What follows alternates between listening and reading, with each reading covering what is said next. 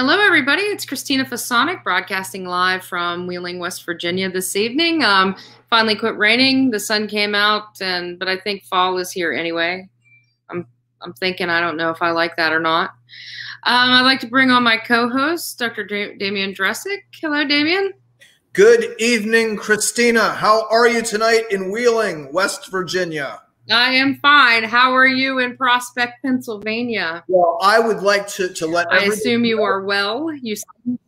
Let's not get carried away, Christina. But I do have electric light illuminating this very room. You can look around right here. Look at electric light everywhere. It's a big change from last week when we were dark, cold, and freezing. Yes, that's right. Sweltering. There's no air. Sweltering. Sweltering, yes. Well, in any case, it was unpleasant. Yes. So, well, I'm glad you're back this week, and we have a new reader tonight. Would you like to introduce him? Yes, I would very much. Tonight, we've got Thaddeus Rutkowski, who grew up in central Pennsylvania and is a graduate of Cornell University and the Johns Hopkins University. Thaddeus is the author of Tricks of Light, Border Crossings, Guess and Check, Violent Outbursts, Haywire, Tetched, and his first novel was Roughhouse. Guess and Check won the Bronze Award for Multicultural Fiction from the Electronic Literature. Haywire won the Members' Choice Award given by the Asian American Writers Workshop. And Thaddeus is, in my opinion, one of the most gifted party crashers that I've ever met. We actually met at a party. We both crashed. Well, that's how we met. That's right. We met at an AWP party in, I think, Denver. Invited. Those are the best kinds of parties to go to, the ones that you crashed. You don't have to bring anything. Hey, and how many people do you keep in touch with from a party? Not too many. That's true. And I appreciate your generosity of spirit, Thaddeus, in keeping in touch with me. No, the feeling's mutual. The feeling is mutual. Glad to have met you. Well, thanks for coming on tonight.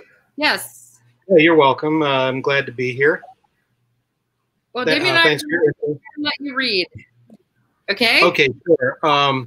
Yeah, I'm going to read just the first chapter of my book, Haywire, which was published originally by Start Your Own Books in Buffalo, and when Start Your Own shut down, the book was reissued recently by Blue Streak, so it's still available. And I just want to say, Damien asked me to read something set in Northern Appalachia, so I will do that. And this chapter, each chapter is like a standalone story, and the first one is called In Cars. My brother and sister and I were riding in the car while our father drove. He was quiet, but the dashboard radio wasn't on. His silence was a sign that he could become loud at any moment, so we didn't say anything. Suddenly, he pulled the car to the side of the road and stopped. We were on a dirt shoulder next to a pasture that sloped upward. He pointed at the hill and said, "Look at those." I could see among the scrubby plants and limestone rocks a couple of white, egg-shaped objects the size of soccer balls. "They're puffballs that haven't turned to dust," he said. We got out of the car and walked up the hill next to the fresh fungi. I saw some dry specimens. I stamped on them with my shoe soles, and their spores filled the air like smoke. We broke the white objects off at the ground. Some soil stuck to the root fibers. "Dirt is a good sign," he said. "It means they aren't poisonous." At home, he cut up the puffballs and fried the slices. Each cross-section was large enough to fill a frying pan, so he cooked one slice at a time. We ate the soft slices with butter and salt. To me, the puffball tasted a little moldy, but it barely tasted like anything at all. "We'll find wild food more often and grow what we can't find," my father said. "For protein, we'll hunt and fish. We'll be self-sufficient, live like the Amish. We'll have no contact with the outside world. I looked around the kitchen and saw several electrical appliances. I also saw a number of brand name goods. The room itself was dingy, papered in a yellowing rose pattern and lit by a couple of incandescent bulbs. I turned to my brother and sister, who also had white slices on their plates, and said, maybe someday we can move into town. This family will never live in a split level, my father said, or a ranch house. Those are the marks of the bourgeoisie. After the food, my father gave me a glass of beer. I brought it into the living room and set it on the arm of the couch while I watched television. My father drank beer and bourbon in the kitchen while he waited for my mother to come home. The boy who lived next door invited me to his clubhouse. I walked to his backyard and saw a large book built from wood planks. Before you can come in, the boy said, you have to say the password. I don't know it, I said. Yes, you do, he said. It's easy. It's not easy for me, I said. That's the word, he said. It's easy. Oh, I said, easy. That's what I said. Inside the clubhouse, we couldn't stand up, but we could sit on benches. There was a square hole in a wall with a sheet of plastic over it that served as a window. Club members have nicknames, the boy said. Mine is Pork Chop because it sounds like Porter, my last name. Yours will be T-Bone because your first name starts with T. I looked at a book while Pork Chop boiled water and made coffee. The book was called Sonic Slave. In it, a female secret agent was captured and placed on a conveyor belt. The moving rubber strip carried her toward a laser beam. The beam was aimed at a sensitive part of her body. In the future, I understood laser beams would replace buzzsaws as the most dastardly killing devices. Pork Chop gave me a paper cup filled with black coffee, and I took some sips. The coffee tasted bitter, and it had another unfamiliar flavor. The liquid stung my throat and burned my stomach. By the time I finished the cup, I felt woozy. If you want to be a full-time member, Pork Chop said, you have to pass the admission test. T-Bone, Pork Chop asked, do you have anything to say? I shook my head no. If you do, just pipe up. I didn't pipe up. I heard an adult voice calling my name. I have to go, I said.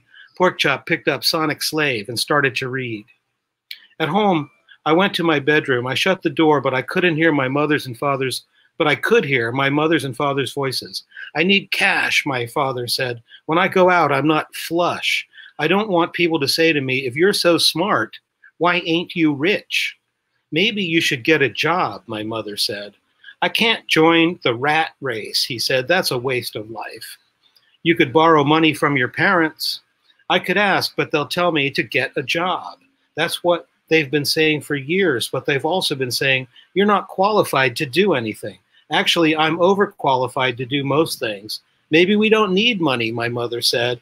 My father's voice became louder. How can I find work if I'm underqualified for everything and overqualified for anything? I can't answer that, my mother said. I heard a door hit its molding as my father left the house. I looked out a window and saw his car approach the one intersection in town. His turn signal indicated he was heading for the hotel bar. I didn't know why he couldn't just walk there. The bar was only about 100 yards away. During the night, I imagined that I was traveling by car. After a time, the car stopped on an incline, on a dirt road in a field.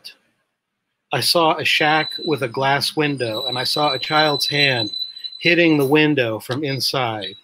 I knew the door was locked, and the child was trying to escape.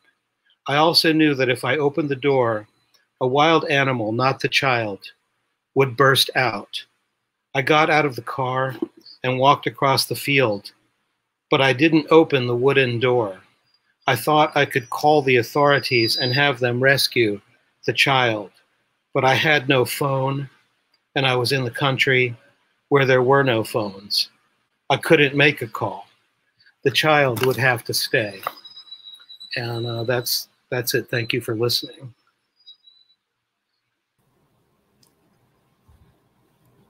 Can you? You can hear me. Okay.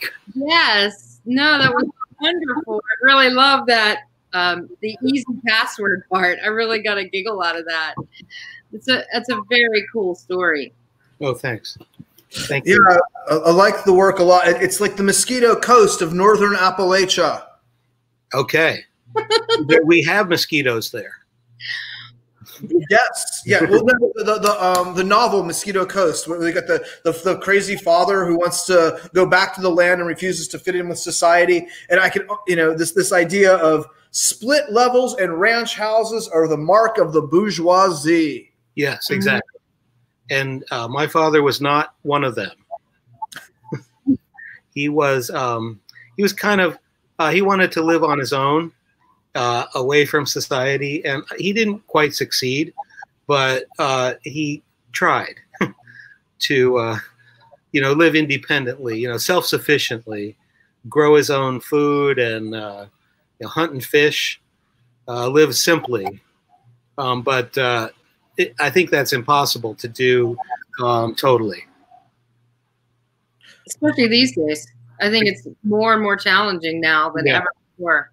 Yeah. Basically, he was a hippie, I guess. Well, they're around still. Yeah. But I love like he's a hippie, but he's kind of an ill in the fictional version. He's this very ill-tempered hippie. Right. He was not happy with, I guess, his reception. He was an artist, and he was frustrated.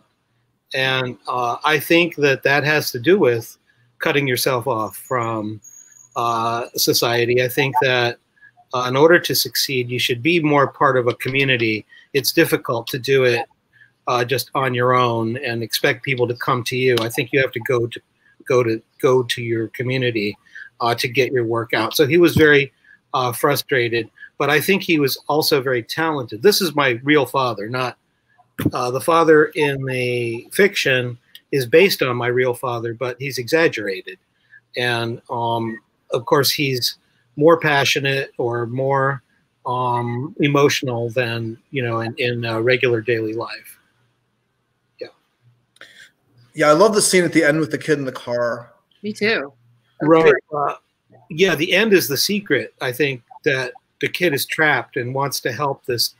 The kid sees a trapped child and wants to help the trapped child. It's himself. And It's a dream. He dreams that he sees this trapped child and cannot rescue the child, though he tries. And that's kind of the point of the story. And everyone is named after cuts of meat.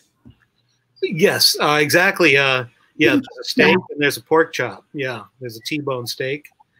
All these names are overheard. They are not made up. And so people still call me T-bone. When I was growing up, my parents were close friends with a guy named Pork Chop. Ah.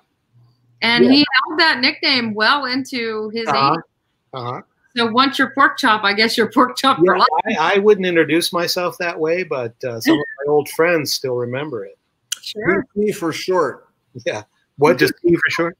PC for short. PC. Pork Chop. Oh, yes, exactly. Call him PC. Exactly. Why? Why do they call him PC? P-Chop. Peach. Yeah. That's his rap name. Right. P-Chop. Right. Yeah. Where do these names come from? I don't know. It's just I think it's part of the idiomatic way of speaking. In the country, everyone has a nickname. In the town where I grew up, everyone had a nickname. There was Sugar, a guy named Sugar lived in the town. Why? I don't know. Well, I think you're the only T-Bone I've ever met that did not go into music. I thought he was like requisite. If you're T-Bone, you have to become a music producer, a bass guitarist. Yeah, exactly. You have no choice. Exactly. I know that moniker on you. I know that. I don't go by. I can't live up to that. It's T-Bone on the bass. Right. Awesome. Just in the story. Thaddeus, thank you so much for coming on tonight and reading a wonderful piece of work for us. And I look forward to the conference on the 12th. Yes, thank you for remembering. Yeah, I signed up. Cool. Hope to read in the open then again, in the open reading on the Saturday afternoon. Awesome. That's awesome. That's awesome. What's that? That is awesome. We are super excited. We've got wonderful people. Great. Really been generous with their time. Okay, I look forward to it. Yeah, thanks for having me. Thank you. See you, everybody. See you next week. Bye. Have a great night, y'all. Thanks, Thaddeus. Thanks.